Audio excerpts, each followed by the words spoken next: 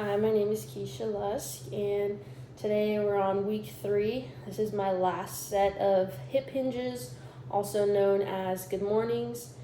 We'll be doing 7 of these.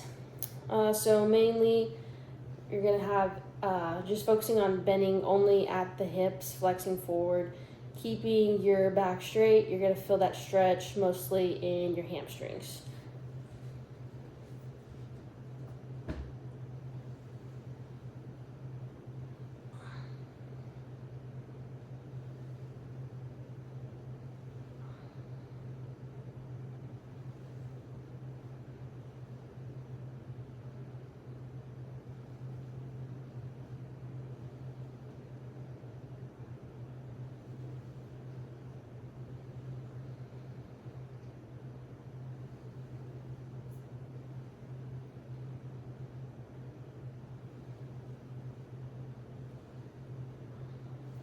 And that was my final set. Thank you.